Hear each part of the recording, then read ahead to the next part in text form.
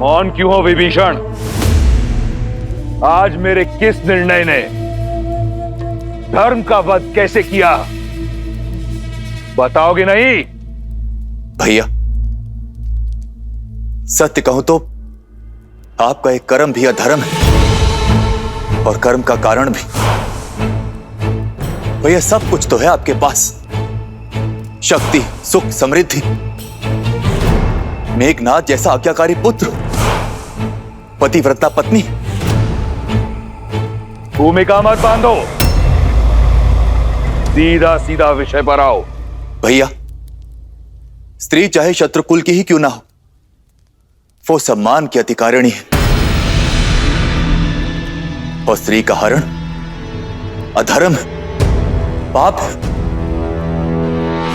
भैया, आप देवी सीता को लंका में लेकर नहीं आए, बल्कि विनाश का बीज बोया है आपने अशोक वाटिका में। किसी की हाय नहीं लेनी चाहिए, मेरा परामर्श मानिए। प्रश्न समूचे राक्षस साम्राज्य का है।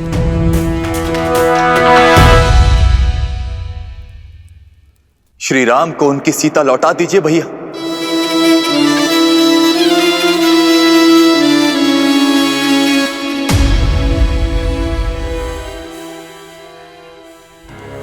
क्या आप सबका भी यही विचार है?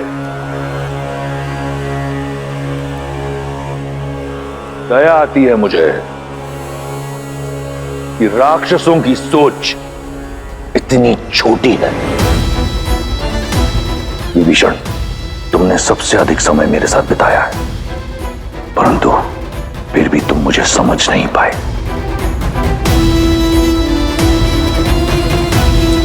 इस सभा में उपस्थित हर राक्षस मेरी दूरदर्शिता से कोसों दूर है। धर्म अधर्म के द्वंद्व में ये भी भूल गए कि रावण जो करता है एक उद्देश्य से करता है, और उद्देश्य है वयम राक्षसम, राक्षसों को सर्वश्रेष्ठ बनाना।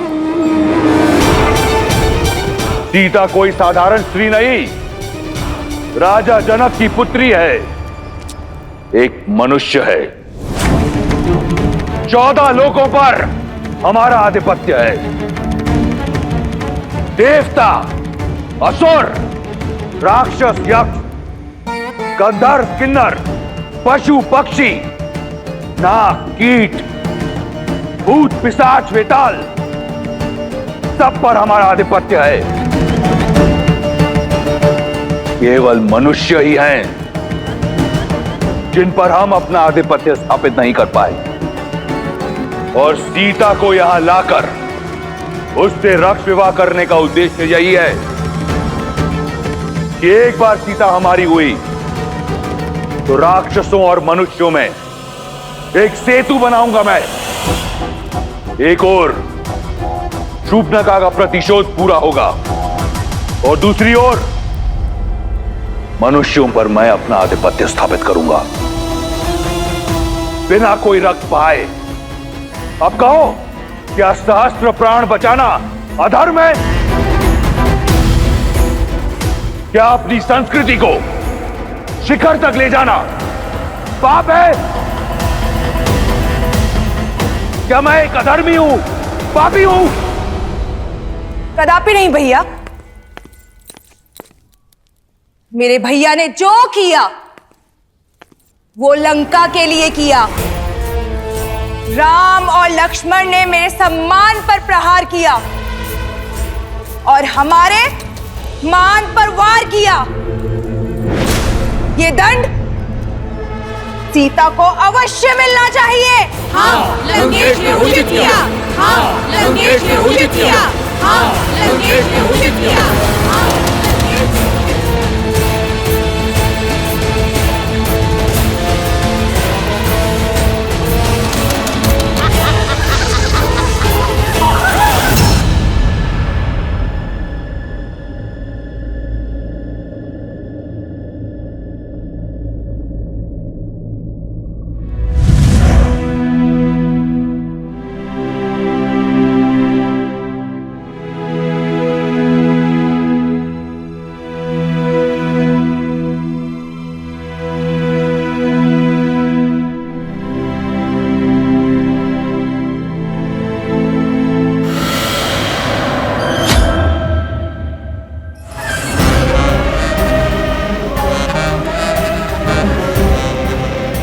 डरो मत,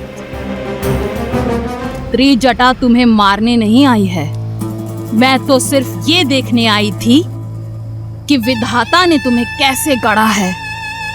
जिस लंकेश से विवाह करने के लिए तीनों लोक की सुंदरियां मरती हैं, उनका प्रस्ताव ठुकरा दिया तुमने। भला ऐसा कैसा साहस छिपा है इस कोमल काया में? अब मैं तुझे बताऊं मेरे अंदर क्या छिपा है। एक नरभक्षी। प्रार्थना करना कि लंकेश्वर तुम्हें स्वीकार कर ले, अन्यथा मैं तुम्हें अपना आहार बनाऊंगी। श्री राम, श्री राम। जिसका मंदिर अगर उसी देवता को पुकारा जाए तो इच्छा पूर्ण होती है, मूर्ख। लंका का देव केवल दशानन है। अब तुम्हें केवल वही बचा सकते हैं। इसलिए राम का नाम भूलकर रावण के नाम का जप करना प्रारंभ करो।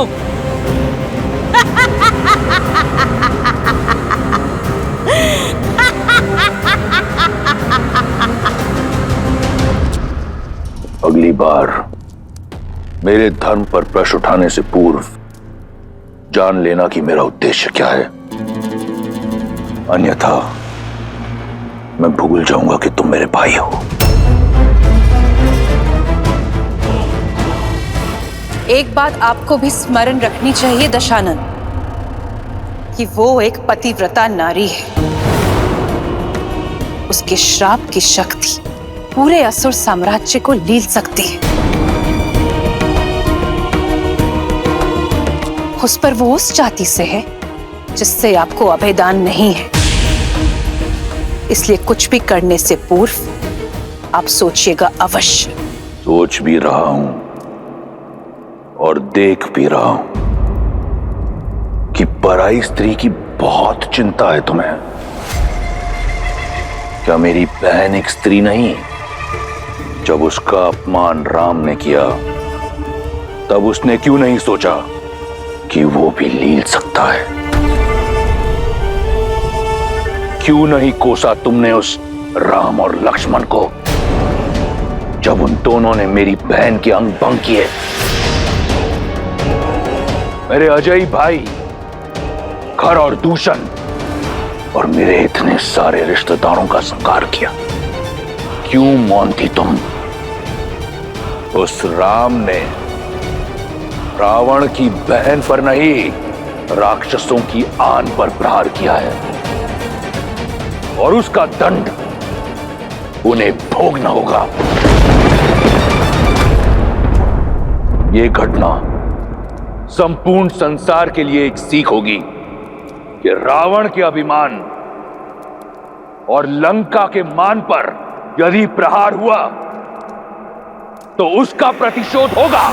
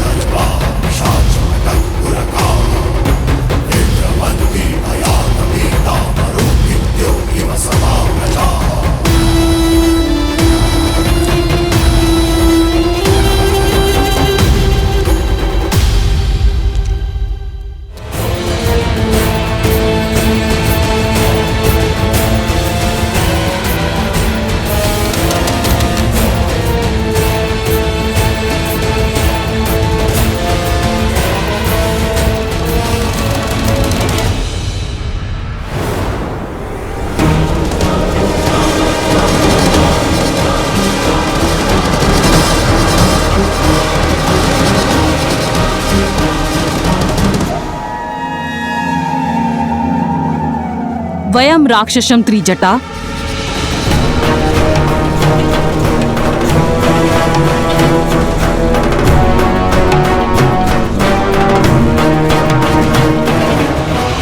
ऐसे होगी राक्षस जाति की रक्षा?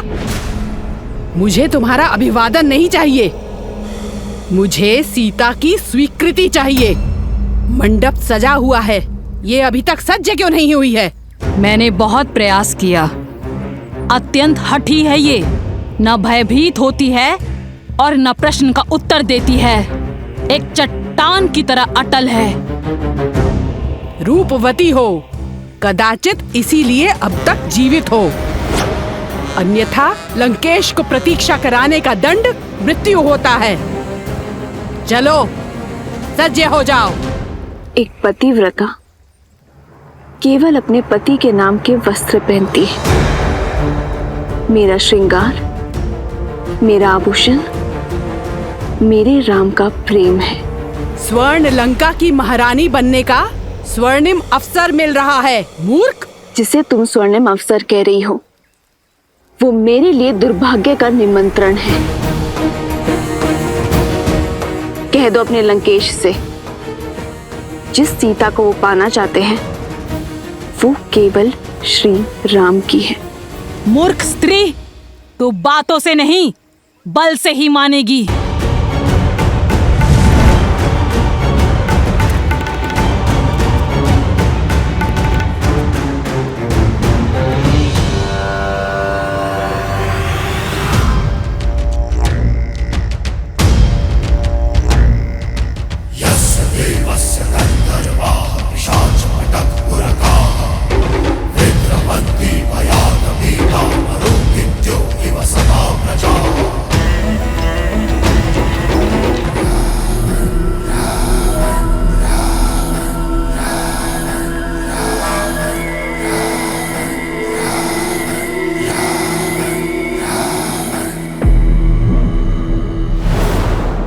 कहाँ है मेरी वधू?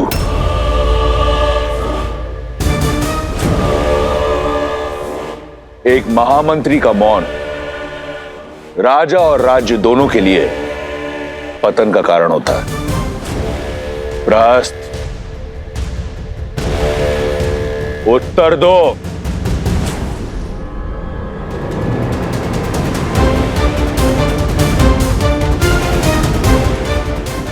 प्रहस्त, मेरे प्रतिशोध का पारितोष सीता कहां है?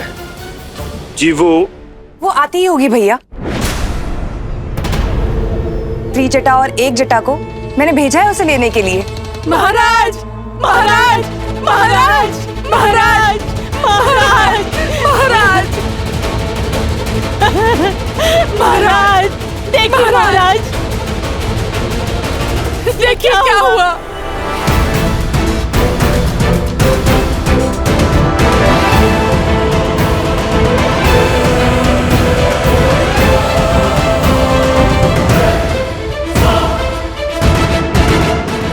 कैसे हुआ ये सब? मैं नहीं जाऊंगी, मैं केवल श्री राम की हूं। अनर्थ मत करो। दया लंकापति नहीं करेंगे। यदि विलंब हुआ तो प्रतीक्षा उन्हें क्रोध दिलाती है। शीघ्र सज्ज हो जाओ। देखो, मंडप तो तुम्हें ले जाना ही है। स्वेच्छा से चलो तो पीड़ा कम होगी, अन्यथा राक्षसों को घसीटने का अभ्यास बहुत है।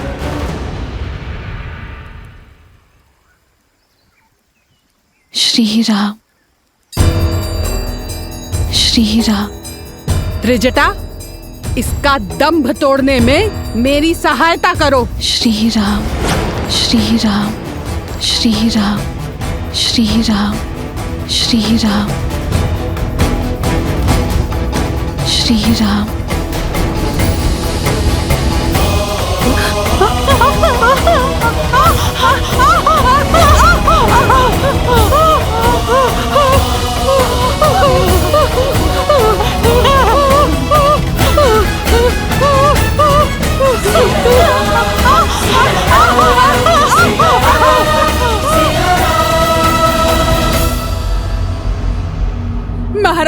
बलपूर्वक उसे घसीट के लाने का प्रयास कर रहे थे हम। उसके स्पर्श मात्र से ही हमारे हाथ। एक क्षण।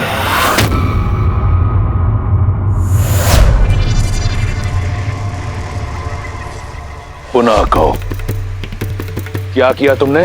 हम बलपूर्वक उसे घसीट के लाने का प्रयास। कौन? अपमान किया है तुमने। लंका की भावी महारानी का।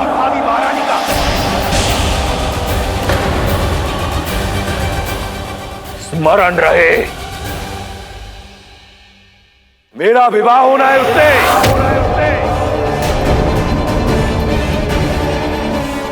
लंका की होने वाली महारानी को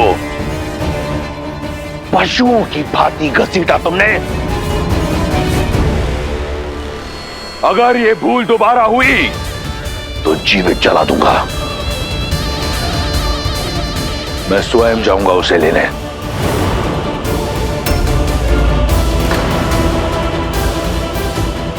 ये एक वर का कर्तव्य भी है और धर्म भी।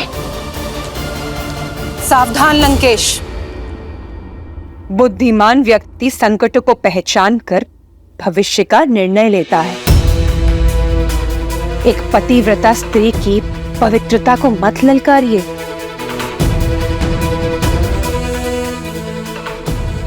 अभी तो केवल एक जटा और त्रिजटा के हाथ जले हैं।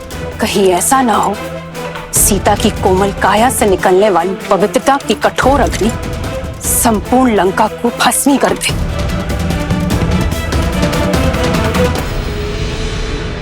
अभी भी समय है, सीता लौटा दीजिए राम को। भैया, मंदोदरी भाभी उचित कह रही। हमें श्री राम को उनकी सीता। मौन!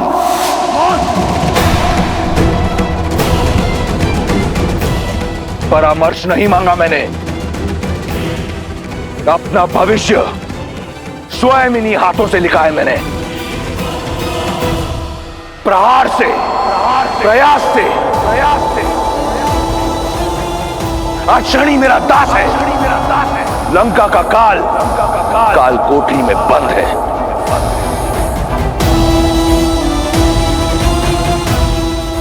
और अपनी भाग्य रेखा में मैं सीता को स्वयं लिख चुका हूं।